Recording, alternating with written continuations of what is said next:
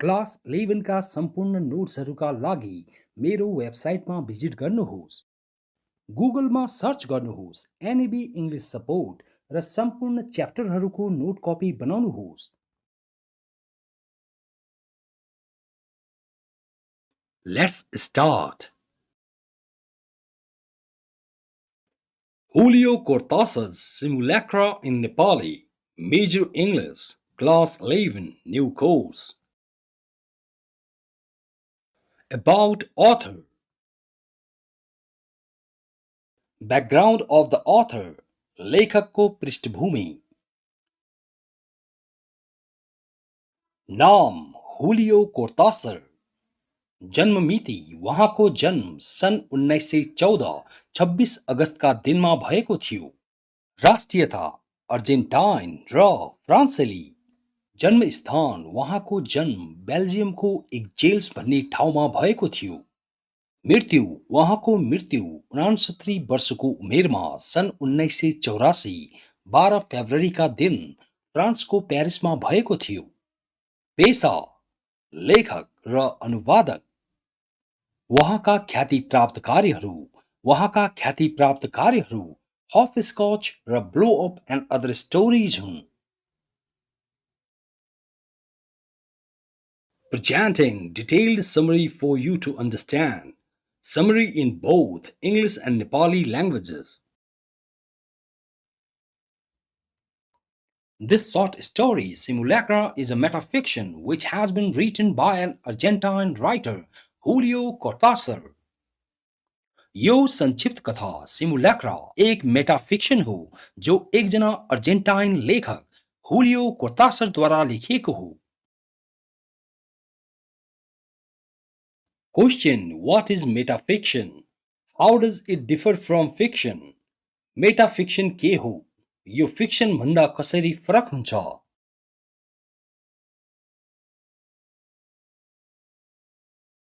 This story is a part of the writer's imagination. यो कथा लेखकको कल्पनाको एक अंश हो। The writer has imaginatively created a story about a family and its uncommon task of erecting a structure of gallows in front yard of their house. लेखकले कल्पनात्मक रूपमा एउटा परिवार र तिनको घरको अघिल्लो आँगनमा फाँसीको संरचना खडा गर्ने तिनीहरूको असामान्य कार्यको बारेमा एक कथाको सृजना गर्नु भएको छ।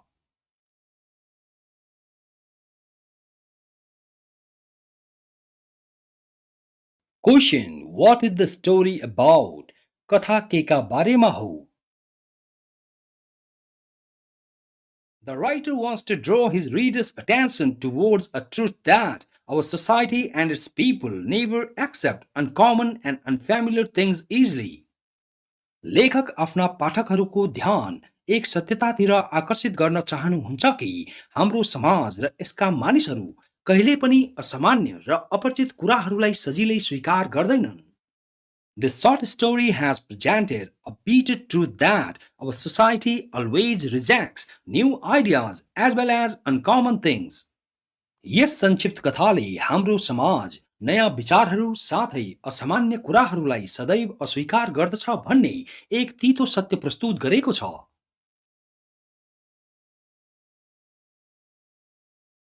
The main theme of this story is that people's perspective towards uncommon things or unfamiliar talks is always negative and unacceptable. यस कथाको मूल भाव यो हो कि मानिसहरूको असामान्य कुराहरू वा अपरिचित कार्यहरू प्रतिको दृष्टिकोण सदैव नकारात्मक र अस्वीकार्य हुन्छ।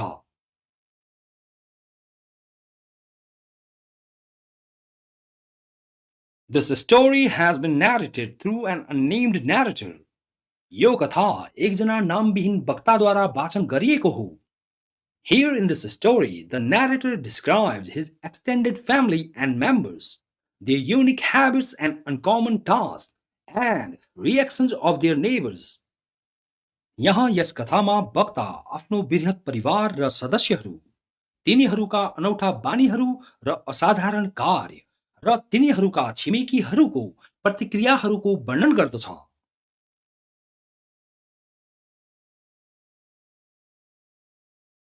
According to the narrator, he lives in Humboldt Street along with his family members. वक्ताका अनुसार ऊ आफ्ना परिवारका सदस्यहरूसँग हम्बोर्ड स्ट्रिटमा बस्छ. His family members aren't liked by their neighbors because of their behaviors and typical talks. उसका परिवारका सदस्यहरूलाई छिमेकीहरूद्वारा तिनीहरूका बानीहरू र अनौठा कार्यहरूले गर्दा मन पराइँदैन. He adds that he and his family members are not common because they prefer to do anything freely, especially independent occupations or jobs which are uncommon. ऊ थप्दै भन्दछ कि ऊ र उसको परिवारका सदस्यहरू सामान्य छैनन् किनकि उनीहरू कुनै पनि कुरा स्वतन्त्र रूपले गर्न रुचाउँछन्, खास गरी स्वतन्त्र पेशाहरू वा जागिरहरू जुन असामान्य हुन्छन्. He thinks that most of the people in his community do things either to be proud of them or from a sense of obligation, but his family members are quite different from them. ऊ सोच्दछ कि उसको समुदायका धेरैजसो मानिसहरू या त उनीहरूमा गर्व गर्न वा दायित्वको भावनाबाट काम गर्दछन्, तर उसको परिवारका सदस्यहरू उनीहरूभन्दा फरक छन्. Question: who did the narrator live with? How did he prove that his family was very uncommon? वक्ता कोसँग बस्दछ? ऊ आफ्नो परिवार ज्यादै असामान्य थियो भनी कसरी प्रमाणित गर्दछ? He points out his family's weakness, saying that they do not have originality. ऊ आफ्नो परिवारको कमजोरी उनीहरूसँग मौलिकता छैन भनी औल्याउँछ. They make the exact copy of others. उनीहरू अरूहरूको सही प्रतिलिपि बनाउँछन्, अर्थात् अरूहरूको एकदमै सही नक्कल बनाउँछन्. According to him, whenever they do things, they express their reactions so quickly. उसका अनुसार जब पनि उनीहरू केही गर्छन्, उनीहरू आफ्ना प्रतिक्रियाहरू अति छिटो व्यक्त गर्छन्. They become happy or they cry. उनीहरू खुसी हुन्छन् वा रुन्छन्. They have many difficulties, but it doesn't mean that they are very unhappy. उनीहरूका धेरै कठिनाइहरू छन्, तर यसको यो मतलब होइन कि उनीहरू धेरै दुखी छन्. Many of them can create new ideas and put them into action. उनीहरू मध्ये धेरै जना नयाँ विचारहरू सिर्जना गर्न र तिनीहरूलाई कार्यमा राख्न सक्छन्. Question: we are like carbon copies, identical with the original, except another color, another paper, another end product. Explain this statement with reference to the story. हामीहरू कार्बन प्रतिलिपि जस्तै छौं, अर्को रंग, अर्को कागज, अर्को अन्त उत्पादन बाहेक मूलसँग समान छौं. कथाको सन्दर्भसँग यो कथनको व्याख्या गर्नुहोस्.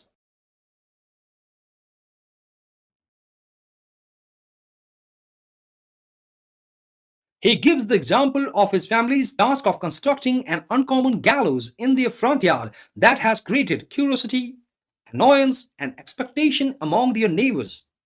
ऊ आफ्नो अगाडिको आँगनमा एक असामान्य फाँसीको ढाँचा निर्माणको आफ्नो परिवारको कामको उदाहरण दिन्छ, जसले उनीहरूको छिमेकीहरूको माझमा उत्सुकता, ईर्ष्या र आशाको सिर्जना गरेको छ. The idea of erecting a structure of gallows was initially put forward by his cousin and the elder uncle. फाँसीको संरचना खडा गर्ने विचार प्रारम्भमा उसको काकाको छोरा र ठुलो काकाले राखेका थिए. His uncle got such an idea after reading a novel called A Clock and Dagger. उसको काकाले त्यस्तो विचार A Clock and Dagger नामक एक उपन्यास पढिसके पश्चात प्राप्त गरे. After that, all his family members performed their unique roles to achieve their goal. त्यसपछि उसको परिवारका सम्पूर्ण सदस्यहरूले आफ्नो लक्ष्य प्राप्तिका लागि आफ्नो अद्वितीय भूमिकाहरूको प्रदर्शन गरे. They inspected their front yard and confirmed it as an ideal site to construct the place for hanging criminals where there would be no any disturbance by the passerby due to its high railing. उनीहरूले आफ्नो अगाडिको आँगनको निरीक्षण गरे र अपराधीहरूलाई झुन्ड्याउन ठाउँ निर्माण गर्न यस ठाउँलाई एक उचित ठाउँ भनी पुष्टि गरे जहाँ यसको उँचो रेलिङको कारणले आवत जावत गर्ने यात्रीहरूद्वारा कुनै बाधा हुने थिएन। The narrator's father wanted to make the gallows at the full moon. वक्ताको बुवा पूर्णिमामा फाँसी बनाउन चाहनुहुन्थ्यो। The narrator and other members went out to collect the materials in the warehouses. वक्ता र अन्य सदस्यहरू गोदाम घरहरूमा सामग्रीहरू लिन बाहिर गए। Narrator's sisters practiced the howl of the wolf. वक्ताका बहिनीहरूले ब्वाँसोको हावभाव र कराईको अभ्यास गरे।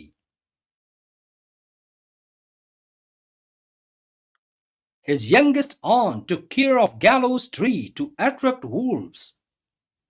उसको सबैभन्दा सानी काकीले ब्वाँसोहरूलाई आकर्षित गर्नका लागि फाँसीको रुखको हेरविचार गर्नुभयो। His cousins had to bring nails and other materials. उसका काकाका छोराहरूले काठीहरू र अन्य सामग्रीहरू ल्याउनु पर्यो। His elder uncle planned the way to torture, whereas his other uncle inspected variety and quality of the various instruments of torture. उसको ठुलो काकाले यातना दिने तरिकाहरूको योजना बनाउनु भयो, जबकि उसको अर्को काकाले यातनाका विभिन्न उपकरणहरूको विविधता र गुणस्तरको निरीक्षण गर्नुभयो। There would be a place to hang or to cut the head of the criminal according to the case. त्यहाँ झुन्ड्याउने वा मुद्दा अनुसार अपराधीको टाउको काट्ने ठाउँ हुनु थियो। But because of the cost, the place could not be built as planned earlier. तर लागतको कारण ठाउँ पहिलेको योजना अनुसार निर्माण गर्न सकिएन। All of them started to build gallows on Sunday afternoon after having pasta. ती सम्पूर्ण आइतबार दिउँसो पास्ता खाइसकेपछि फाँसी बनाउन थाले। They worked until nightfall without caring for the neighbours' interest. उनीहरूले छिमेकीहरूको चासोहरूको ख्याल नगरी रातिसम्म काम गरे। They had completed the platform and 2 sets of stairs, one for the priest and other for the condemned man. उनीहरूले मञ्च र 2वटा सिडीहरू पूरा गरेका थिए, एउटा पुजारीका लागि र अर्को निन्दा गरिएको मानिसका लागि। On Monday, job holders in the family went to work and others continued with the work. सोमबार परिवारमा रोजगार भएकाहरू काममा गए र अरूहरूले काम निरन्तर राखे। At the elder uncle's suggestion, some went to find out the poplar to place the wheel on it.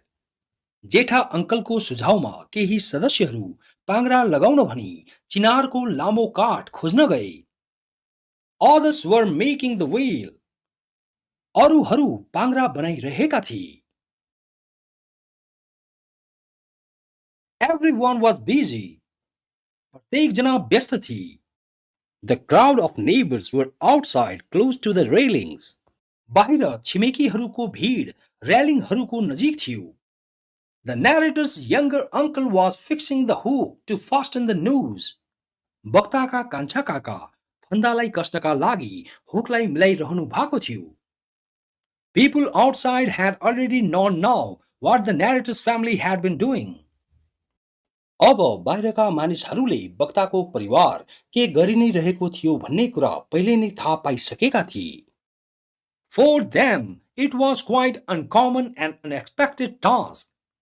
तिनीहरूका लागि यो निकै असामान्य र अप्रत्याशित कार्य थियो।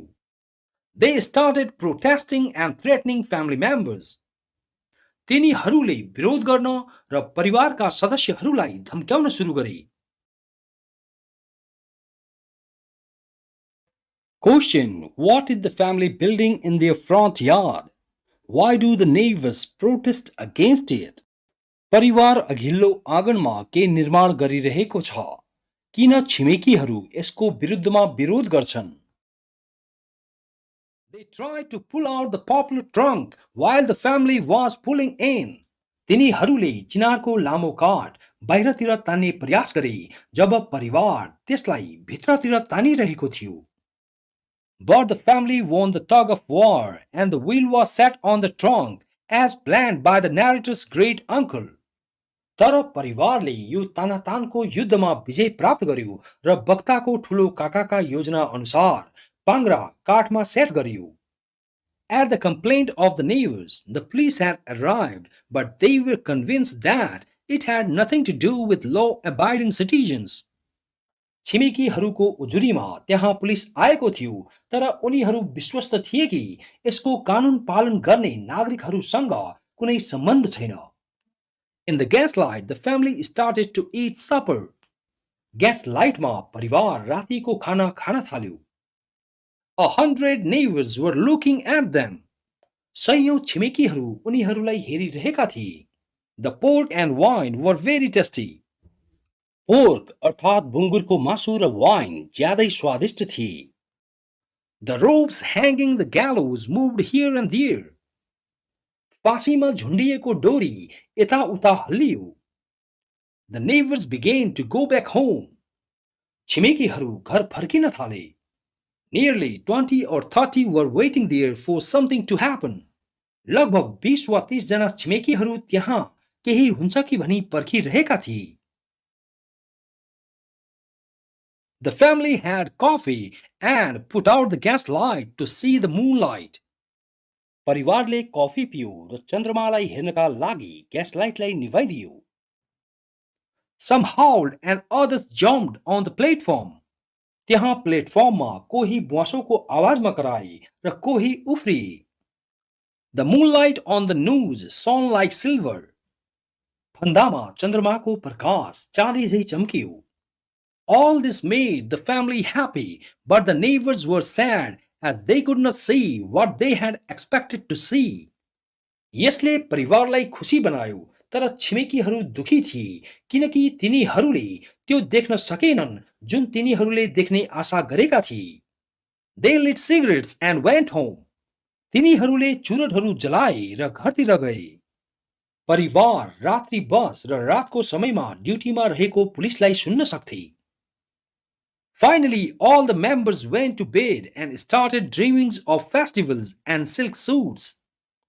अन्त्यमा सम्पूर्ण सदस्यहरू ओछ्यानतिर लागे र पर्वहरू र रेशमका सुटहरूको सपना हेर्न सुरु गरे.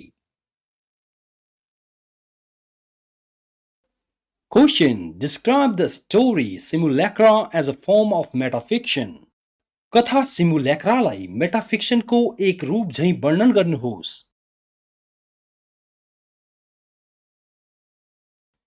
Question: Do you agree that uncommon things are not accepted easily in our community? Explain. असामान्य कुराहरूलाई हाम्रो समाजमा सजिलै स्वीकार गरिँदैन भन्ने तर्कमा के तपाई सहमत हुनुहुन्छ? व्याख्या गर्नुहोस्. Presenting short summary for you to copy. Quick summary in Nepali language.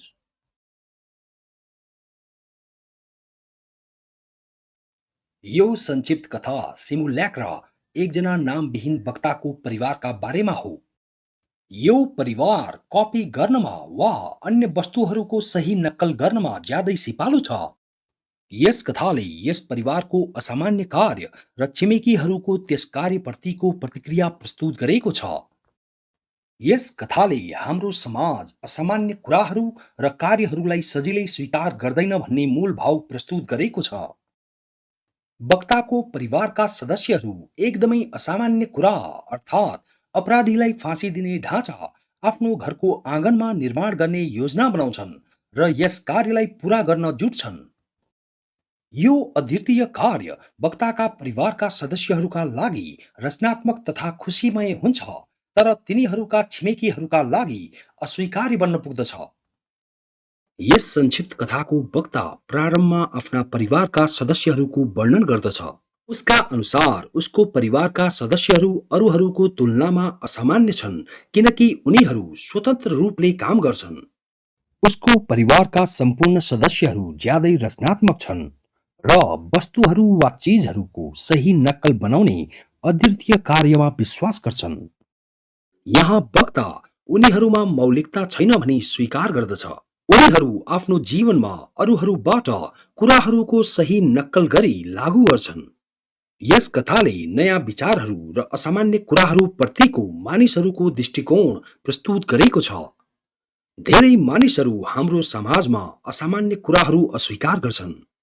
यस कथाका वक्ताले सम्पूर्ण पाठकहरूलाई आफ्नो घर अगाडिको आँगनमा फाँसी दिने संरचना खडा गर्ने आफ्नो परिवारको काम र उसको छिमेकीहरूको प्रतिक्रियाहरू बारे आफ्नो अनुभव साझा गरेको छ। वक्ताका ठूला काकाका अनुसार परिवारका सम्पूर्ण सदस्यहरूले घरको अगाडिको आँगनमा फाँसी बनाउने निर्णय गरे। त्यसपछि यो लक्ष्य प्राप्त गर्नका निम्ति सम्पूर्ण सदस्यहरूले आफ्नो भूमिकाहरूको प्रदर्शन गरे। घर अगाडिको आँगन फाँसीका लागि मञ्च बनाउन साह्रै उपयुक्त थियो। त्यहाँ आँगनको उच्च रेलिङका कारण आवत जावत गर्ने मानिसहरूद्वारा कुनै पनि प्रकारको तनाव वा अशान्ति थिएन, अर्थात् बाधा विघ्न रहित माहौल थियो। परिवारका सम्पूर्ण सदस्यहरू त्यो फाँसीको संरचना निर्माण गर्न विभिन्न कार्यहरू गरिरहे। उनीहरूको घर अगाडिको आँगनमा फाँसीको संरचना खडा गर्ने कार्य र तिनीहरूका विभिन्न क्रियाकलापहरूले छिमेकीहरूको ध्यान आकर्षित गर्यो। छिमेकीहरू रेलिङको नजिक भेला हुन थाले। उनीहरू परिवारका सदस्यहरूको कामको विरोध गर्न थाले। तिनीहरूले परिवारका सम्पूर्ण सदस्यहरूलाई धम्की समेत दिए। तिनीहरूले तिनको कार्यको विरोध गरे र चिनार रुखको काठ बाहिरतिर तान्ने प्रयास गरी वक्ताको परिवारका लागि बाधाको सिर्जना गरे। तर परिवारका सदस्यहरूले यो काठ तानातानको खेलमा विजय प्राप्त गरे। सम्पूर्ण छिमेकीहरूले तिनीहरूका विरुद्ध पुलिसमा उजुरी दिए। पुलिसहरू त्यहाँ आइपुगे, तर त्यहाँ उनीहरूले केही पनि कुरा गलत भेटाएनन् र फर्किए। वक्ताको परिवारको यो कार्यले छिमेकीहरूको माझमा उत्सुकता, रिस र आशा समेत उत्पन्न गरायो। धेरैजसो छिमेकीहरू आफ्नो घरतिर उदास भई फिर्ता गए। केही छिमेकीहरू त्यही पर्खिबसे, तर तिनीहरूले त्यहाँ तिनीहरूका आशाहरूसँग मेल खाने कुनै पनि कुरा भेटाएनन्। तिनीहरूले आआफ्ना चुरोटहरू जलाए र घरतिर फिर्ता भए। वक्ताको परिवारले यो असामान्य कार्यको ज्यादै आनन्द उठायो, तर छिमेकीहरूले तिनीहरूको कार्यलाई रोचक भेटाएनन्।